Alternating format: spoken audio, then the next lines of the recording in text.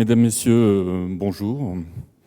Merci d'être venus aussi nombreux assister à ce deuxième débat de la matinée qui s'annonce très intéressant. Le sujet, il est vrai, s'y prête puisqu'il pose une question qui pourrait être fondamentale au cours des prochaines années. Comment les grands aéroports s'adaptent-ils aux compagnies low cost? Autrement dit, comment les grands aéroports comme Roissy-Charles de Gaulle ou Francfort ou Amsterdam, qui sont des hubs intercontinentaux traitant essentiellement des vols en correspondance et des vols long courrier, sont ou seront capables demain de proposer des infrastructures pour des opérateurs de point à point spécialisés sur les vols de courte ou moyenne distance. Il y a une quinzaine d'années, cette question ne se posait pas. Les low-cost se positionnaient en majorité sur des aéroports secondaires et les experts ne croyaient pas au modèle d'EasyJet qui osait s'aventurer déjà sur les grands aéroports. Mais aujourd'hui, ce modèle est en train de l'emporter en Europe. Même Ryanair cherche à l'appliquer, car les recettes espérées, du fait du potentiel de clients professionnels sur ces plateformes, peuvent être largement supérieures aux surcoûts liés à une présence sur de grands aéroports. Ce virage constitue l'un des gros défis des grands aéroports de demain. Et pour en parler, j'ai le plaisir d'accueillir Linda Moreira, directrice générale France et Afrique de Vueling. Bonjour Linda. Bonjour. Franck Golnadel, à l'extrême gauche, directeur général adjoint chargé des opérations aéroportuaires du groupe ADP et directeur de l'aéroport de Paris-Charles de Gaulle. Bonjour. Et Éric Bruno, directeur des opérations de la navigation aérienne à la DGAC. Bonjour. Linda Moreira, de nombreuses compagnies à bas coût, EasyJet, Vueling et maintenant Ryanair, se développent sur les grands aéroports. Pensez-vous que ce mouvement va continuer et pourquoi ? Oui, pour une compagnie de développement d'un réseau, d'un vaste réseau, se positionne toujours dans des villes à grand potentiel. Et évidemment avec les aéroports qui sont comme CDG ou Orly. Donc il y a une population, il y a un potentiel qui est important. Donc on se positionne sur ces grands aéroports. Peu importe si on est low cost ou pas, mais c'est toujours l'attrait, c'est le potentiel. Dans le cas de Vueling, nous n'avons jamais opéré dans des aéroports secondaires, donc on a toujours cherché à être dans les grandes capitales, des villes principales et des aéroports principaux. Concernant le développement, à mon sens, oui, il y a encore beaucoup de potentiel dans les aéroports principaux, essentiellement Charles de Gaulle et Orly. Nous courons tous après le temps. Donc un homme d'affaires qui souhaite faire un aller-retour journée, un touriste qui souhaite passer un week-end, il compte son temps de porte à porte. Donc quand il doit se déplacer à Vatry ou à Beauvais, il y a quand même un trajet qu'il doit faire s'il va à Orly ou à Charles de Gaulle, le parcours est beaucoup plus court, sachant que les moyens que nous avons d'accessibilité à ces aéroports, malgré qu'on dise qu'il manque beaucoup encore de choses au niveau ferroviaire, etc., les accès sont faciles. On accède facilement par route, par bus ou par RER, que ce soit à Orly ou à Charles de Gaulle. Aussi, s'il y a un problème sur la route en Alias, parce que ça arrive qu'il y ait, une fois qu'on est dans un aéroport secondaire, on perd son vol, que fait-on ? Alors quand on est dans un aéroport principal, on a quand même un facteur fréquence qui permet de tout de suite changer soit de vol, soit même destination via quelque chose, et même changer de compagnie, puisqu'il y a une offre qui est assez variée et on n'est pas cantonné dans un aéroport secondaire. De là, le choix de Vueling d'être dans des aéroports principaux. Donc, à mon sens, oui, il y a encore beaucoup de possibilités de développer dans les grands aéroports. Alors justement, quelles sont les attentes spécifiques de Vueling quand vous posez à Roissy, par exemple ? Parce que vous venez d'ouvrir une base à Roissy. Oui, alors, les attentes de Vueling, elles sont les mêmes que celles des autres compagnies. Qu'on ait un service client, qu'on respecte la ponctualité.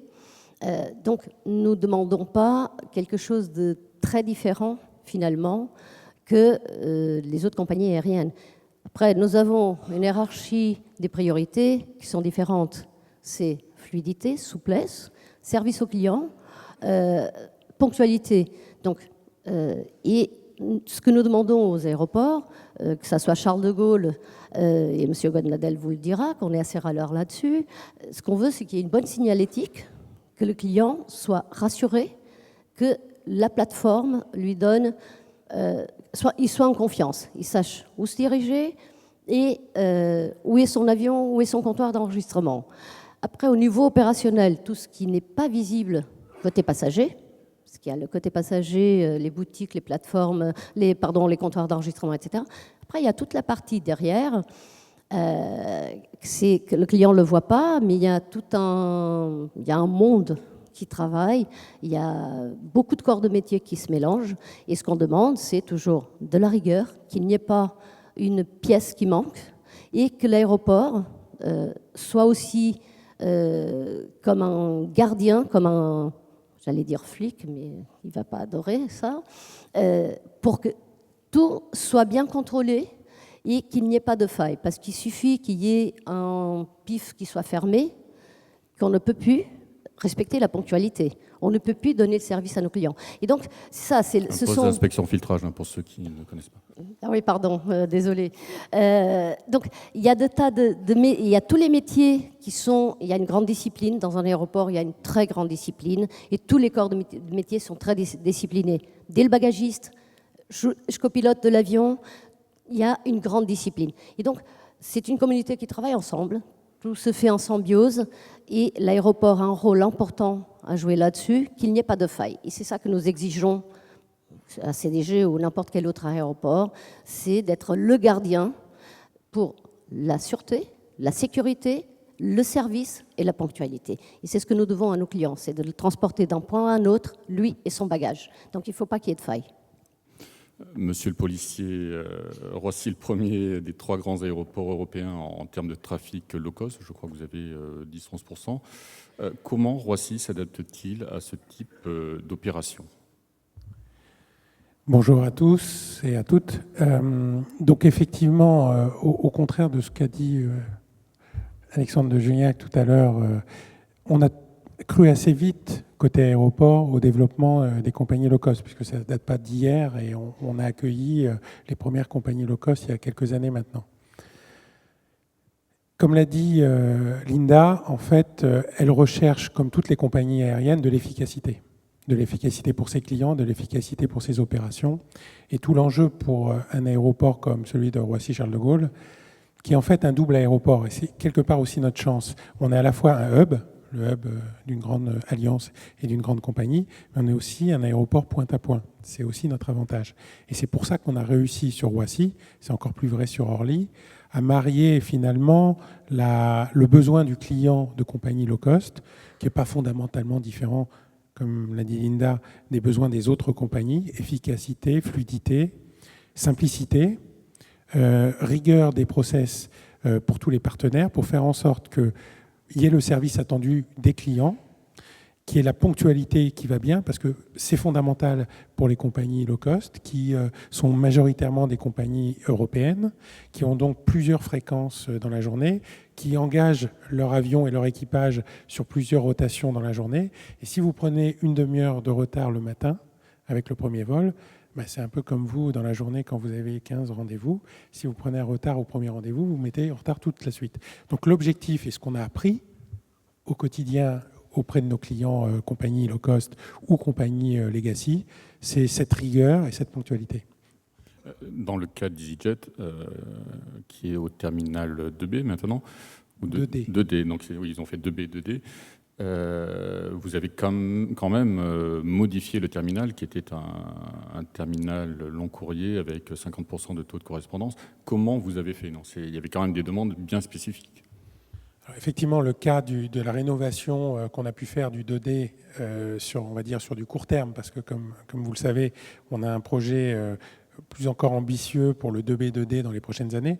Mais quand on a dû fermer le 2B et réaménager le 2D pour y affecter les compagnies du 2B, dont EasyJet, comme on le fait à chaque fois, ce n'est pas valable que pour les compagnies low cost, c'est aussi valable pour tous nos autres clients, on a écouté quels étaient leurs besoins et on a essayé d'adapter nos infrastructures pour faire en sorte qu'elles répondent au mieux à leurs besoins.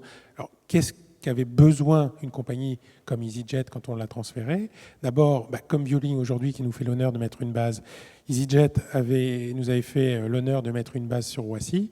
Donc comme elle met une base, elle avait besoin d'avoir des équipements, des infrastructures pour accueillir une base équipage, les pilotes. Donc on a aménagé cette base pour lui permettre d'avoir l'infrastructure permettant d'accueillir ses personnels et ses pilotes.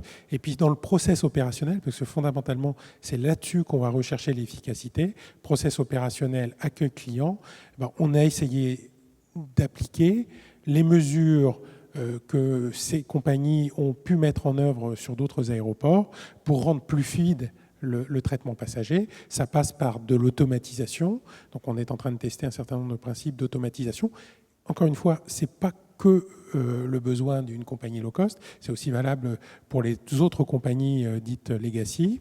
Et puis on a adapté, par exemple, vous le savez, c'est dans le concept des compagnies type EasyJet, du pré-boarding, donc mettre de l'espace après le boarding pour que les passagers soient prêts à embarquer dès lors que l'avion a été vidé, nettoyé et que derrière les rotations puissent s'engager. Quelles sont justement les prochaines étapes? Est-ce que les nouvelles technologies peuvent apporter de nouvelles facilités? Je vais faire un peu le réquisitoire finalement contre les grands aéroports pour pouvoir vous apporter cette réponse. Sur un aéroport de la taille de Roissy, c'est moins vrai sur Orly. La difficulté pour une compagnie qui a beaucoup de rotations à faire dans la journée, c'est le temps de roulage. Donc on a beaucoup travaillé et je pense que l'avenir, ça a été un peu dit aussi par Linda, c'est basculer vers ce qu'on appelle le Total Airport Management, c'est-à-dire permettre d'informer nos clients compagnies aériennes, nos partenaires de la navigation aérienne, nos partenaires de la police, enfin, ou tous les services qui concourent au traitement des passagers au sol, de où sont nos clients, quand est-ce qu'ils sont prêts à être embarqués, quand est-ce qu'ils sont embarqués, quand est-ce que l'avion est prêt à partir. Et puis, c'est de prévenir et de prévoir l'arrivée des avions. Et ça aussi, on travaille beaucoup pour prévoir, être prêt, parce que chaque minute que l'on gagne, c'est des minutes qui assurent la ponctualité des vols. Il y a une dizaine d'années, beaucoup ne juraient que par les terminaux low cost, comme ceux de Genève ou Marseille, voire Singapour, qui a été suspendu depuis. Pourquoi ce modèle n'a pas percé, en fait?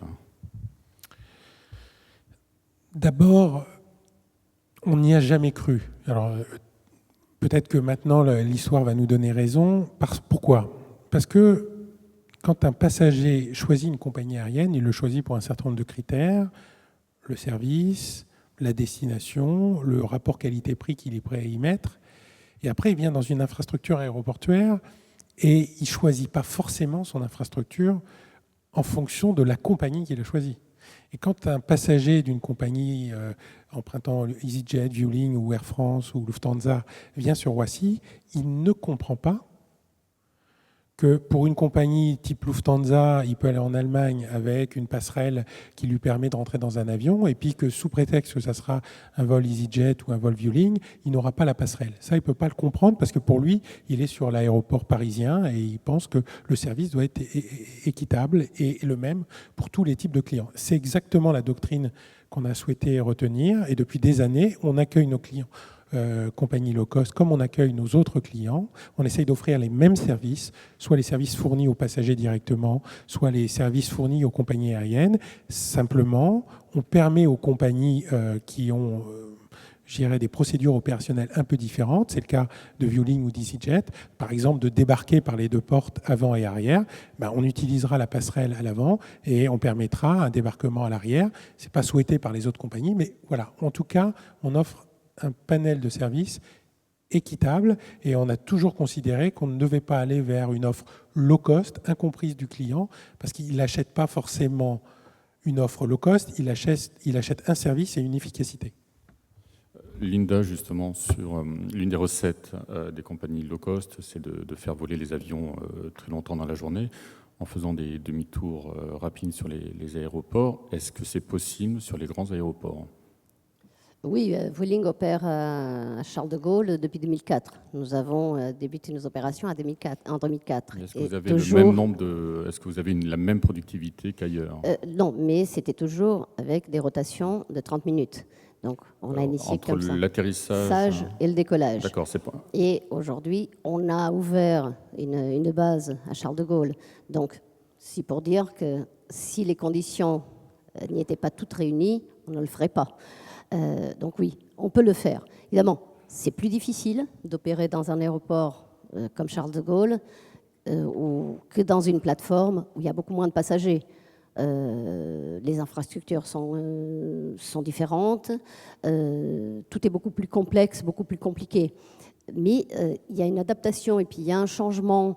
C'est vrai qu'il y a un moment, la conjoncture la crise a fait que tout le monde devait faire attention, tout le monde a fait des coups, tout le monde a serré les boulons et on disait c'est low cost. Mais tout le monde le faisait, mais on disait ah ouais, ça c'est low cost.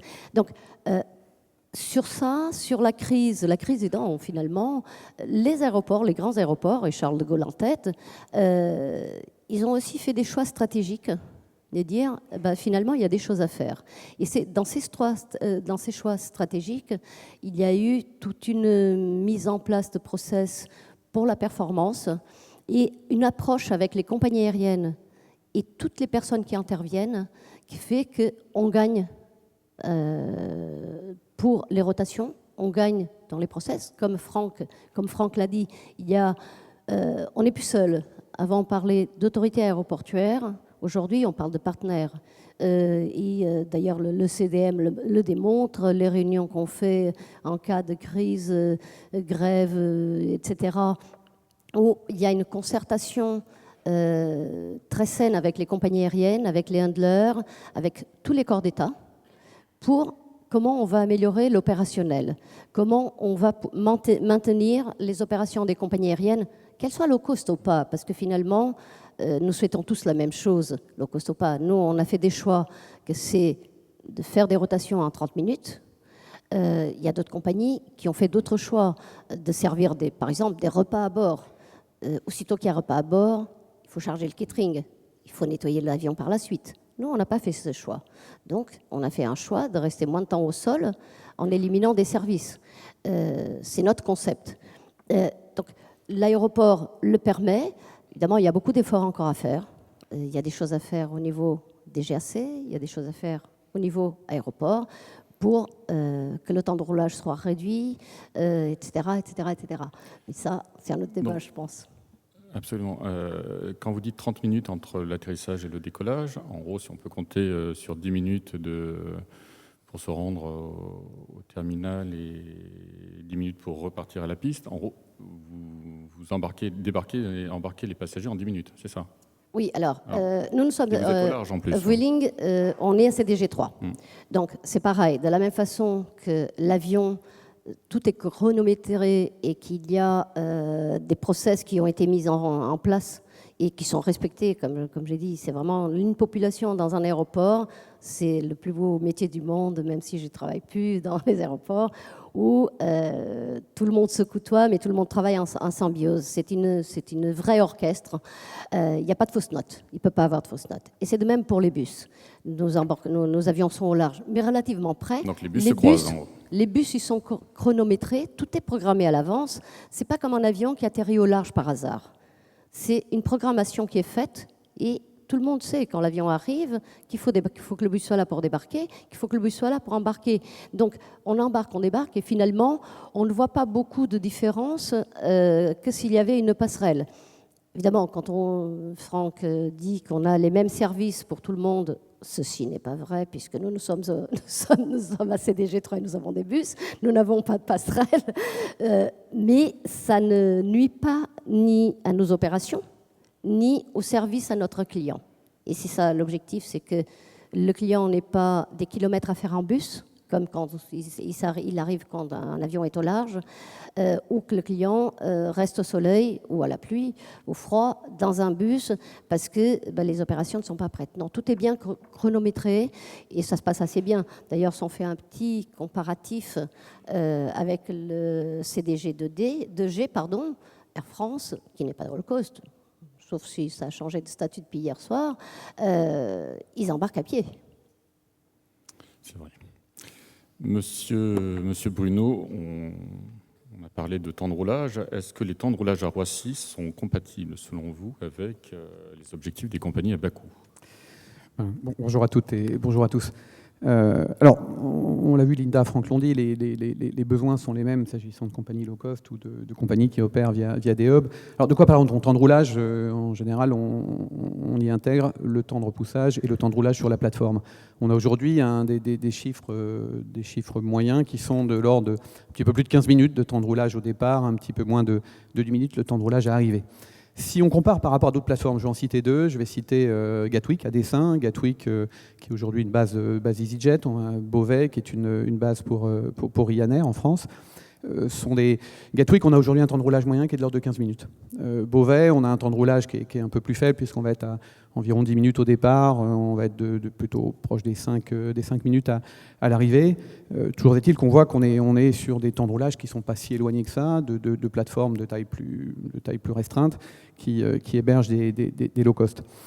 En tout état de cause, on a fait beaucoup de progrès, en particulier grâce au CDM, mais toujours est-il qu'on a fait des choix. On ne peut pas véritablement avoir de process ou de mode opératoire qui soit différencié selon les compagnies. Nous, on est prestataire de services navigation aérienne, on est prestataire pour l'ensemble de nos clients. Il faut avoir en tête que si on prend le groupe Air France, notre deuxième et troisième client en termes de redevances de contrôle sont des compagnies low cost. Donc ça donne maintenant une idée de l'évolution du paysage français. Toujours est-il que si je reviens sur les temps de roulage, on a fondé le mode opératoire à Roissy sur quelques principes qui sont des principes qui peuvent être liés à la sécurité, qui peuvent être liés à l'environnement, qui peuvent être liés bien sûr à la qualité de service. C'est le principe du premier programmé, premier servi. Et c'est aussi un principe fort qui régit les opérations sur l'aéroport de Roissy. C'est le fait de faire attendre les avions plutôt au bloc que plutôt sur les pistes. Contrairement à d'autres plateformes, Gatwick aujourd'hui a un principe de parking dit relais, parce que tout simplement il manque de places de parking au contact. Donc ils ont besoin de passer par des parkings relais. Ce n'est pas le cas à Roissy, il y a beaucoup de places de stationnement avec des points de contact. Donc on a choisi pour des raisons environnementales, pour aussi décongestionner la plateforme, de faire plutôt attendre les avions au parking, à l'arrêt, et puis ensuite quand on peut optimiser la séquence, bien évidemment on donne le top départ. Vous avez parlé de temps moyen. Quel est le temps le plus court et le temps le plus long? Alors, le temps le plus court, en gros, si on prend par exemple pour les départs, je donnais un temps moyen de l'ordre de 15 minutes, ça va aller de 5 à 20 minutes. De 5 à 20 minutes, alors c'est très variable, d'abord pour des raisons météo, c'est tout simple, on se pose face au vent. Donc il y a deux configurations à Roissy, face à l'est, face à l'ouest. Face à l'ouest, 60% du temps, face à l'est, 40% du temps. Bien évidemment, en fonction de la localisation de l'aérogare, si on prend le T2G, on est très proche du seuil de la 26 droite, donc on est proche du doublet sud, en configuration face à l'ouest. Là, on va avoir un temps de roulage au départ qui va être très faible. En revanche, ce même vol qui partira du T2G et on sera en configuration face à l'est, qui devra partir du doublet nord, on va avoir un temps de roulage qui sera plutôt de l'ordre de 20 minutes. Donc c'est lié bien évidemment à la configuration des pistes, configuration météo, localisation des terminaux. Mais il y a aussi un troisième facteur qui est important, c'est le fait qu'on soit en période de pointe, typiquement pointe de hub, bien évidemment, c'est ça qui va beaucoup régir la vie de la plateforme, ou dans des périodes de creux. Pourquoi ? Quand on est en période de pointe arrivée, on peut être amené à gérer 72, 73, 74 arrivées par heure sur l'ensemble des deux doublets. Point de départ, sur des périodes de hub, on va être amené à gérer 75, 76 départs à l'heure. Donc là, on va privilégier l'efficacité, on va privilégier la capacité, qui à la fois résulte de ce qui se passe au sol, mais aussi de ce qui se passe en approche. Et pour ça, on a défini une stratégie dite anti-croisement, c'est-à-dire que les avions qui viennent du nord de l'Europe se poseront sur le doublet nord, les avions qui viennent du sud de l'Europe se poseront sur le doublet sud. A contrario, quand on est dans des périodes de creux, on a plus de souplesse, on a moins de contraintes et en approche et au sol, et auquel cas on met en place une stratégie dite de roulage mini. Précisément, on va faire en sorte que ce qui va guider le choix par rapport à le choix d'un doublet nord ou doublet sud, soit plutôt un objectif de roulage mini. Et typiquement, un avion, quand bien même il viendrait du sud dans ces périodes de faible trafic, et qui doit se rendre à l'aérogare 1, on va plutôt privilégier le doublet nord pour avoir un temps de roulage à l'arrivée qui soit le plus faible possible. Donc voilà, ça donne une situation qui est très variable en fonction des configurations, de la localisation et puis de la période de la journée. Alors, Linda et vous-même avez évoqué les CDM, donc les Collaborative Decision Making. Comment ça peut optimiser ces temps de roulage ? Alors, l'optimisation des temps de roulage, elle est venue d'abord de processus collaboratifs où on partage de l'information. Ça a été dit, on a une chaîne qui est très tendue, enfin, c'est composé de plusieurs chaînons, on doit mettre tout ça en cohérence entre le moment où le passager arrive dans l'aérogare et se fait enregistrer, et puis le moment où l'avion va décoller. Et tout ça se fait à flux tendu. Ça ne sert à rien d'avoir une séquence qui soit optimisée de départ si l'avion n'est pas prêt au bloc. Donc on a mis tous ces paramètres en cohérence, on a rendu des systèmes interopérables. On s'est d'abord préoccupé de la situation des situations dégradées, de la gestion de ces situations de type météorologique, brouillard, neige, où là on peut vite avoir une dégradation forte si on sature des parkings, etc. Donc ce dispositif CDM, on l'a initié un peu avant les années 2010. On est maintenant certifié à CDM au même titre qu'une quinzaine d'aéroports en Europe.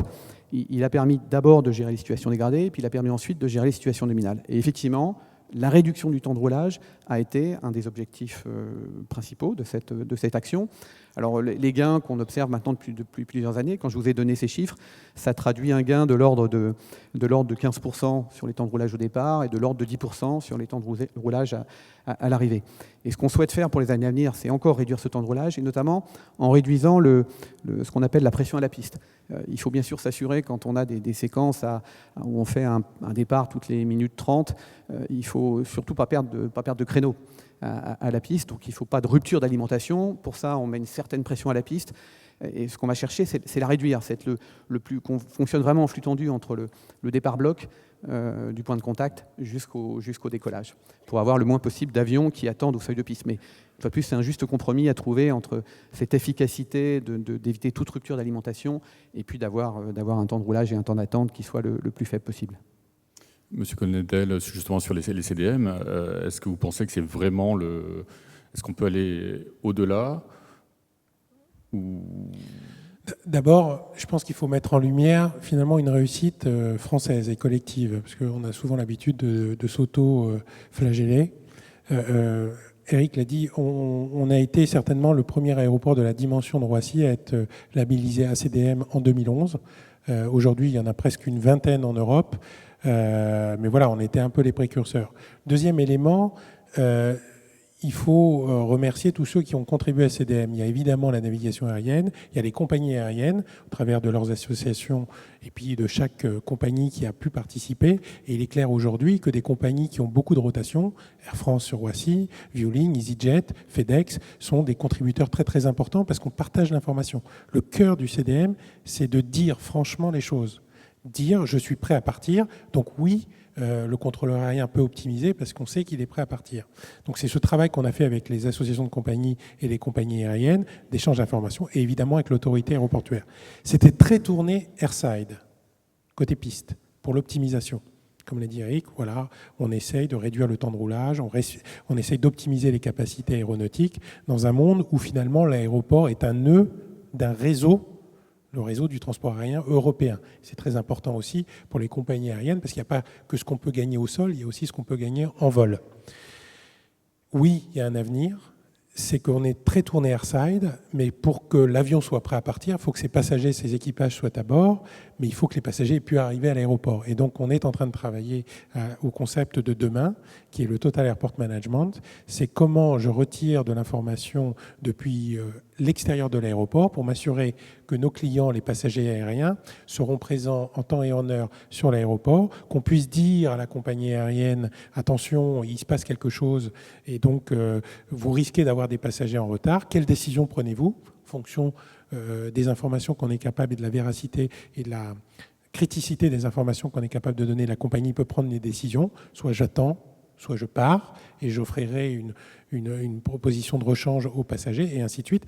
Et c'est tout ça qu'on a réussi à mettre et c'est tout ça qu'on fera demain pour optimiser, j'espère encore, le fonctionnement de l'aéroport. Linda, sur ce sujet, qu'est-ce que vous attendez justement des CDM ? Désolée, j'oublie. Oui, justement, d'aller un peu plus loin. Donc, moi, je me rappelle, en 2008, je remercie un peu une grosse chute de neige qui a permis de mettre en place... La fameuse, qui a permis de mettre en place des conf calls avec la DGAC, des conf calls avec les aéroports. Et je pense que ça, la neige a permis de sortir quelque chose, de dire finalement, si on se parle, les choses se règlent mieux. Donc le CDM est né. Aujourd'hui, il faut aller au-delà. Je suis d'accord avec Franck. Il faut savoir pas seulement ce qui se passe en piste, mais qu'est-ce qui se passe au niveau de l'enregistrement, qu'est-ce qui se passe dans les bus, qu'est-ce qui se passe dans les accès routiers. Le client a acheté son billet, il veut voyager. Et c'est ça les grands changements qu'il y a eu côté aéroport, grands aéroports, et je dirais même côté DGAC, c'est qu'aujourd'hui, le client existe. Moi, je suis dans l'aérien depuis beaucoup d'années, et le client n'existait pas. La mentalité client n'existait pas. Aujourd'hui, on sait pour qui on travaille pour le client. Et ce n'est pas que la compagnie aérienne qui travaille pour son client, c'est tout le monde, tous les acteurs travaillent pour le client. Donc le CDM, en développant encore d'autres process et d'autres applications, on va pouvoir donner encore plus de satisfaction aux clients. Et j'en reviens au début de votre première question, développer le trafic aérien, avoir plus de développement, de croissance, et in fine, plus d'emplois et plus de clients satisfaits. Franck Golnadel, le trafic low cost représente 10% de Roissy. Jusqu'où il pourrait monter, selon vous, au cours des prochaines années ? Alors, il représente 12% exactement du trafic. Mon deuxième client est une compagnie low cost. C'est aussi valable à Orly d'ailleurs qu'à Roissy. Donc, on pense qu'effectivement, le monde a changé et qu'aujourd'hui, le low cost est une activité qui a sa vie, son développement et son existence avérée, que le trafic low cost a finalement profité aussi au développement du transport aérien. Si on se rappelle un peu ce qui s'est passé par le passé, on voyait le TGV comme un concurrent très très fort du transport aérien. Et puis finalement, aujourd'hui, le transport aérien concurrence très très fortement le TGV, grâce en particulier au trafic low cost. Donc on voit aujourd'hui qu'on doit s'adapter. La force de nos aéroports franciliens, c'est justement de pouvoir offrir une offre compatible avec ce type de trafic, tout en offrant un autre type de service pour des compagnies qui fonctionnent en hub. Ça a été bien dit encore ce matin que ce n'est pas tout à fait le même modèle et les mêmes contraintes opérationnelles. Et notre objectif, c'est de dire que ce trafic va se développer. D'ailleurs, les clients qui sont clients de Vueling ou d'EasyJet ou des autres low cost évoluent. Au départ, on pensait il y a une dizaine d'années, mais Linda le dirait mieux que moi, c'était des passagers qui cherchaient un billet pas cher pour voyager et ce n'était pas forcément du businessman. Aujourd'hui, quand on voit les clients qui rentrent dans des avions Vueling, EasyJet ou autres, on constate qu'il y a beaucoup de businessmen qui utilisent ce type de trafic. Est-ce que le développement de low cost à Roissy n'est tout simplement pas la conséquence du gel des créneaux horaires à Orly ? En fait, que c'est un choix par défaut des compagnies. Choix par défaut, vous êtes dur. Je ne pense pas que ça soit un choix par défaut. Il y a globalement en région parisienne un trafic qui est généré par le sud francilien par lui-même parce qu'il y a une population qui souhaite voyager et qui a la possibilité de voyager à Orly. Alors effectivement, ça peut freiner le développement de certaines compagnies parce que le nombre de créneaux est quand même limité. Maintenant, sur le nord et avec la connectivité qu'on a justement avec le TGV, je pense qu'il y a un vrai trafic qui se développe aussi à Roissy. Et donc, plus que jamais, on considère que Roissy et Orly sont des aéroports complémentaires qui peuvent permettre de répondre à des besoins complémentaires. Linda, une question sur le terminal 3. Est-ce que justement le fait que vous attiriez maintenant des hommes d'affaires, est-ce que le terminal 3 est approprié à la clientèle à faire ? Ou est-ce que, à terme, un déménagement dans un autre terminal pourrait... Oui, alors, contrairement à ce qu'il vient de dire Franck, oui, si Vueling avait eu la possibilité d'opérer tous ses avions à Orly, on n'aurait jamais opéré à Charles de Gaulle. Mais les choses étant ce qu'elles sont, nous sommes très contents à Charles de Gaulle. Alors, par contre, l'offre que nous avons à Charles de Gaulle, elle n'est pas spécifiquement dédiée aux hommes d'affaires, puisque nous avons très peu de fréquences et nous privilégions de mettre à CDG 3 des destinations qui sont qui ont plus vocation à week-end vacances. Donc là où nous avons des fréquences, parce que c'est un homme d'affaires, qu'est-ce qu'il cherche? Il cherche de la fréquence, et pas être coincé. Donc autant à Orly, nous avons jusqu'à 12 vols par jour sur Barcelone ou 5 sur Rome. À Charles de Gaulle, nous n'avons pas des fréquences qui peuvent permettre aux hommes d'affaires de partir le matin et revenir le soir. Si sur le Madrid, il y a encore les horaires, il n'y a pas, ils ne sont pas trop bons. Donc non. Ce que nous avons par choix, ce que nous opérons à Charles de Gaulle, n'est pas dédié à cette segmentation.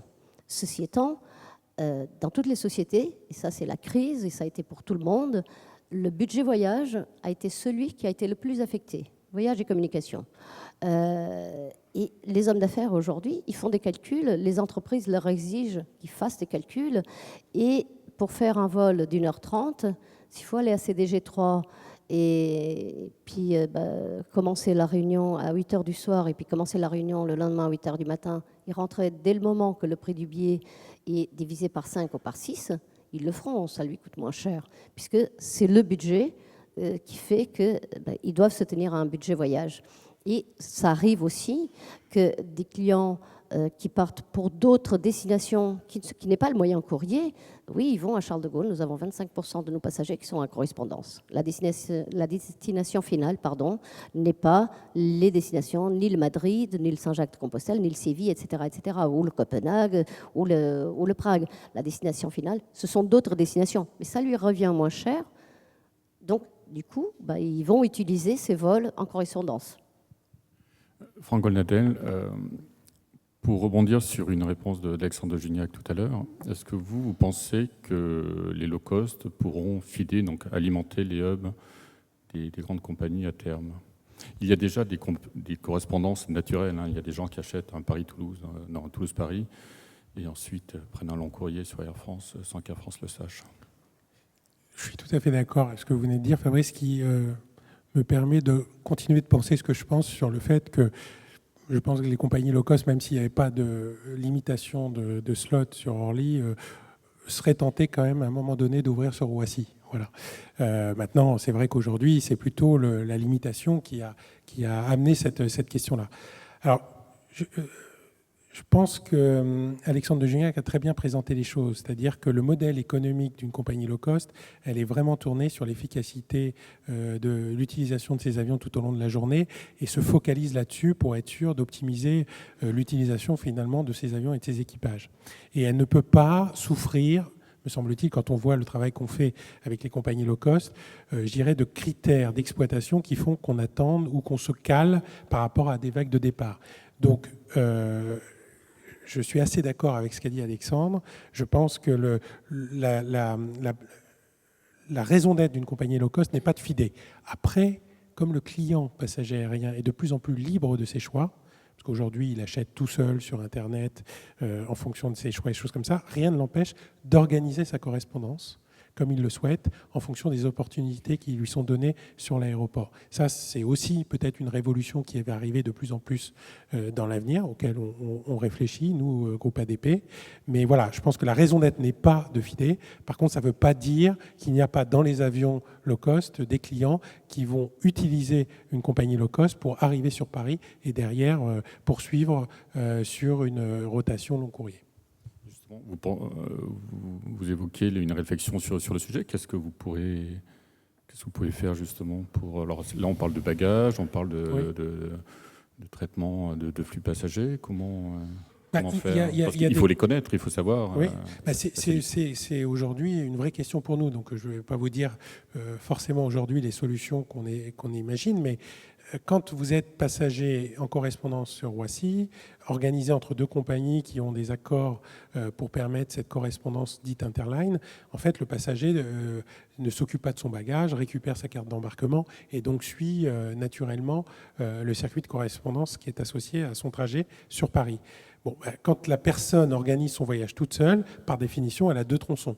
Un tronçon pour arriver à Paris et un tronçon pour repartir de Paris. Et donc là, des réflexions sont en cours pour savoir comment on peut lui faciliter finalement l'information, sachant que ces réflexions-là doivent être confrontées aux règles de sûreté, aux règles de traitement administratif et contractuel entre les compagnies. Voilà, donc plus que jamais, l'aéroport se veut être un facilitateur, coordinateur quand il le peut, en fonction évidemment de la réglementation.